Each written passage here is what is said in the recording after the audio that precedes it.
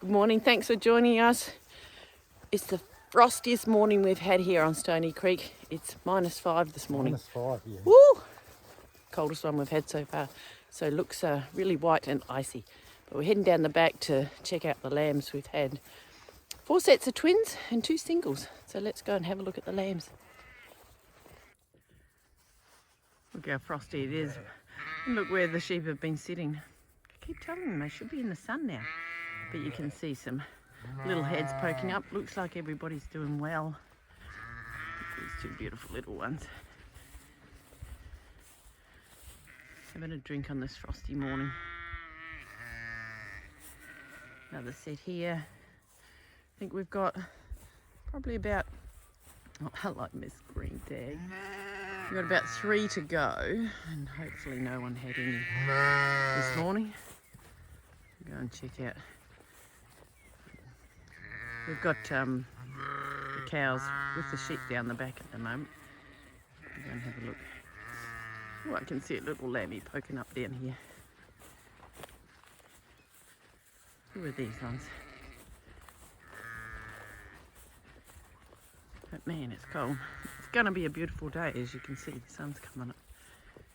Lucky they've got lots of woolies around them. Hello, team. Oh, you look nice and cosy there. Beautiful.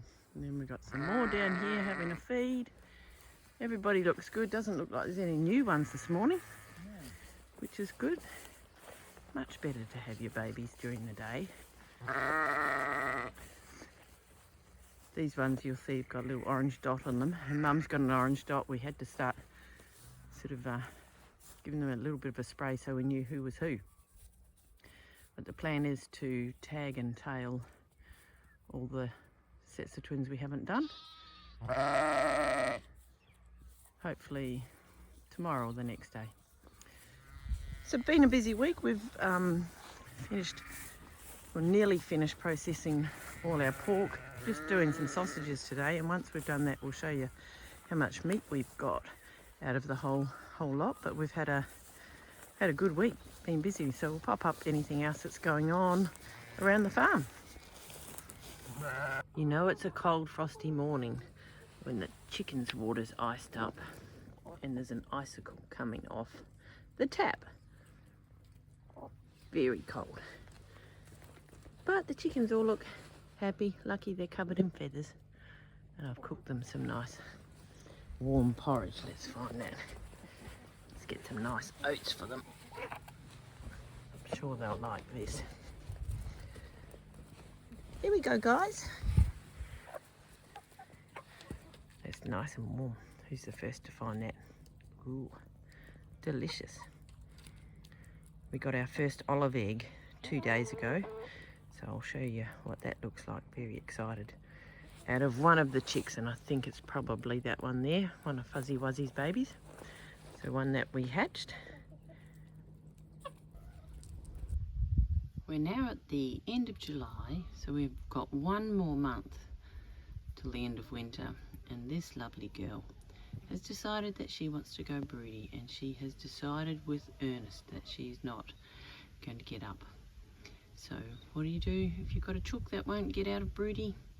You might as well put some eggs under her. So she's got 4 eggs under her from different areas of the farm, so we'll see what comes of that in 21 days.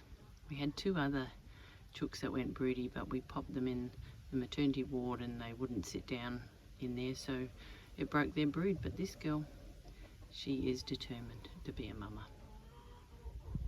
So let's see what happens.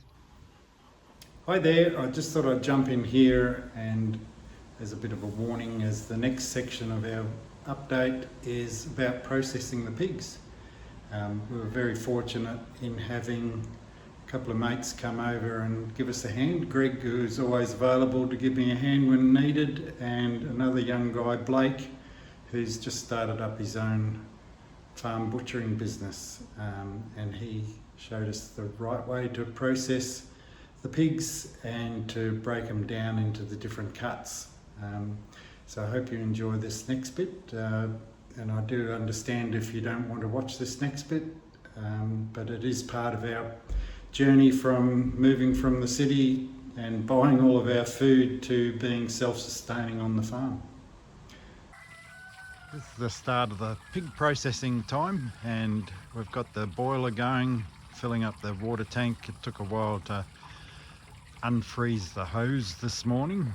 We've got hot water from the butcher shop hot water service running out to here, filling up that tank there, which will boil the water in, and then I've got a bathtub there which I'll also fill up with the hot water from the hot water service, and then top it up with the boiled water from here to get the temperature of the water up to about 70 degrees to scald the pigs in, and so we can dehair them.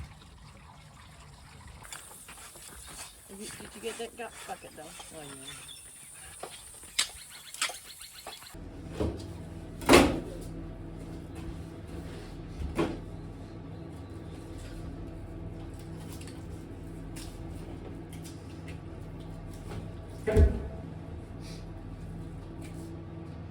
In terms of the chops, and then you go down the back through the rest of that. The baby ribs.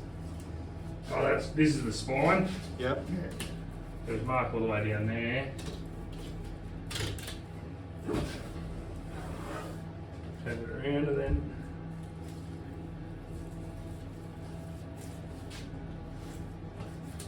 just follow the ribs down. We'll just go all the way this time.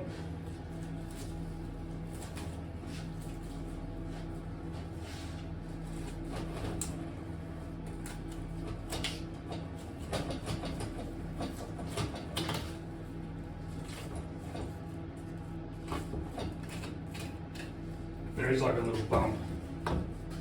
You'll see. So it's got to go to the left a little bit. Oh, yeah, yeah. So it just sort of rolls up there. Yeah.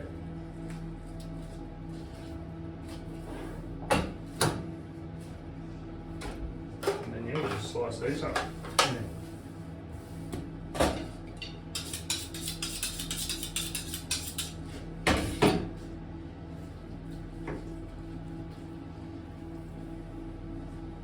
Beautiful.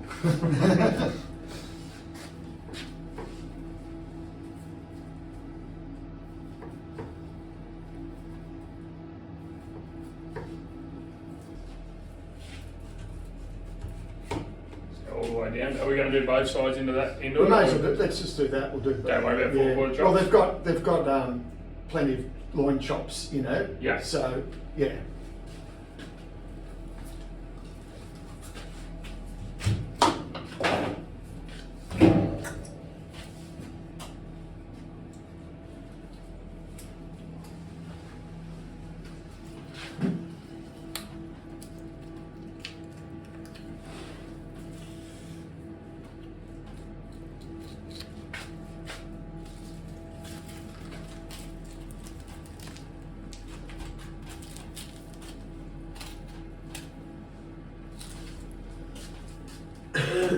Right, I'll put that on the side. So that's pretty much pork scotch through there. Yep. So just go down all the way to the bone. Yep. Then you'll see that seam open up. Ah, yeah. Sort of follow the bone over and then just drop down. Go on. Oh, wait, look at that. Yeah, you don't want skin on there or anything. So that's your pork scotch. Yep. But you can just chop that into steaks. Yeah. Yeah. Yeah. Or schnitzels. Nice. Yeah, I've done schnitzels out of it. Comes Yum. out beautiful.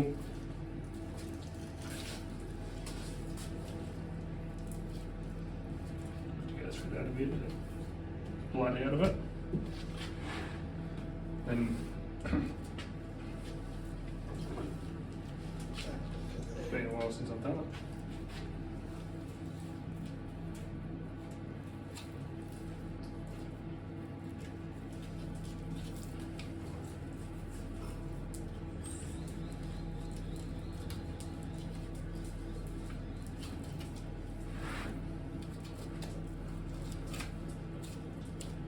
It's just your mince or something, is it, Blakey? Yeah.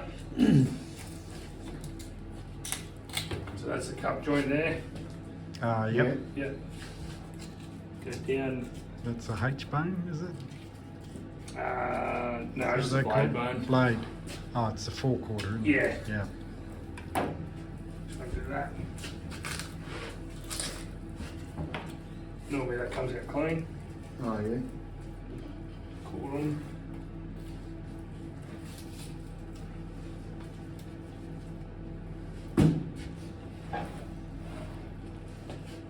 I'm just going to bone the hock out. Yeah, It's not really yeah, it's not really much. worth saving. Yeah. Sort of skin it a little bit first.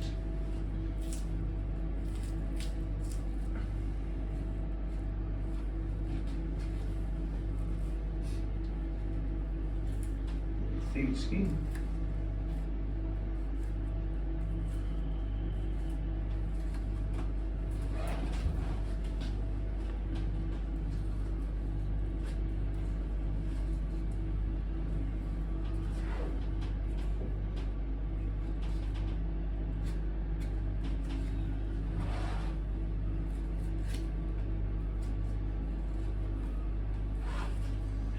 You just want to go in and around the bone.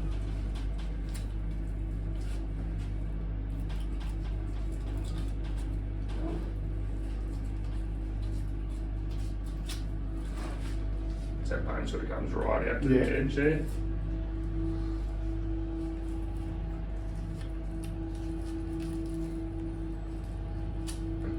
So if you were to take the hock off, if you were going to keep it, Yeah.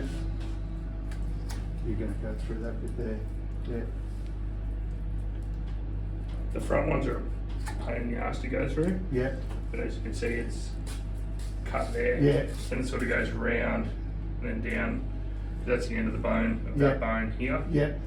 So they're a bit of a, I used to just get them to bone it out, square cut them, and then just run them through the saw. So, yeah, try and get it. It's sort of the easiest way.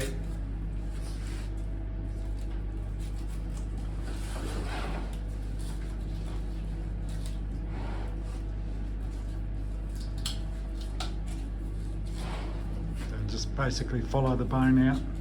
Yeah, that's right. Once you can get in and under it.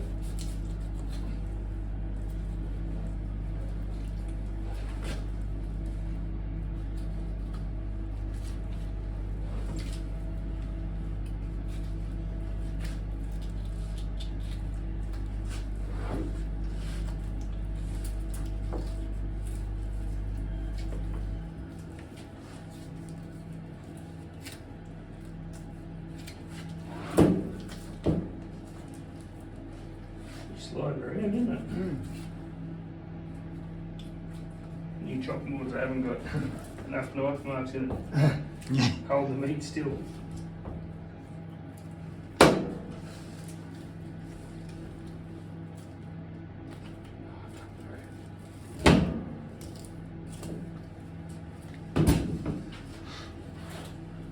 So, with that now, So that's like your blade. yeah. It's a big day in the butcher shop today. We are chopping up the last pig. The boys did 2 pigs yesterday, and Robert and I are in here doing our pig today. So we'll show you eventually what we've got. We've got the bandsaw going, we've got the vacuum pack going, we've got packets of meat all packed up, fat because we want to render some lard.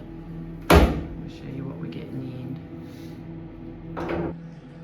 We're finally getting to the end of processing all the pork, and I just thought I'd show you what we got out of one pig. So we had the 3 pigs, Tom, Dick and Harry, and this is Harry.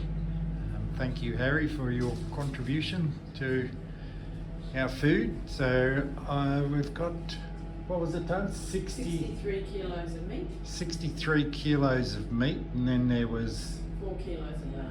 4 kilos of lard, and that's broken down into, I didn't do a lot of roasts because it's only me that's eating this. Tan doesn't like pork. Bad luck for her.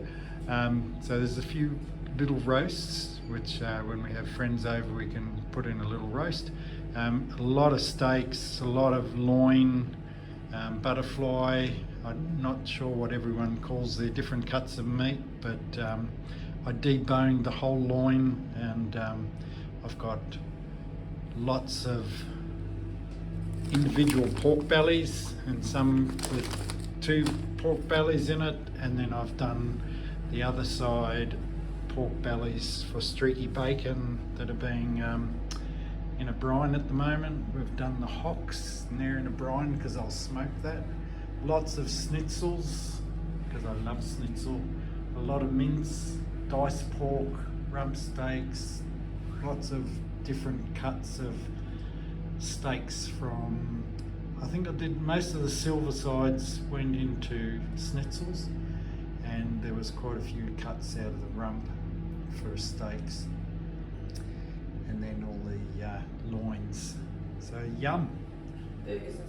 Lots of little barbecues, pork bits, and I attempted some sausages. Oh, and this'll be interesting. I've collected a lot of skin for crackle, so just to have as a little bit of a treat.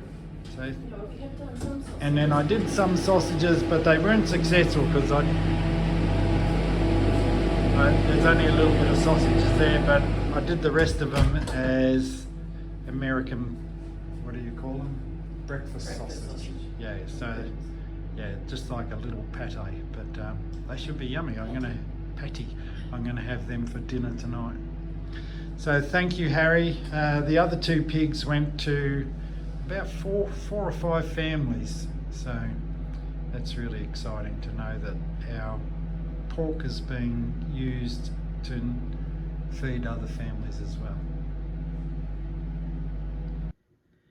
We decided to try something new this year, so we are rendering all the fat that we got off the pig, and we're going to render that down in the slow cooker.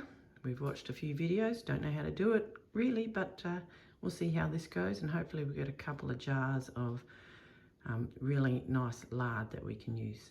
So there was 4 kilos of fat, and it just fills the slow cooker up.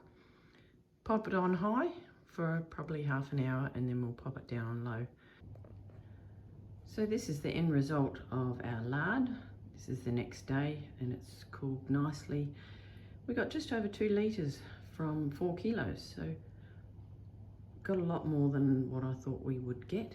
A couple of little jars there to give away to friends, and hopefully this will keep us in lard for majority of the year.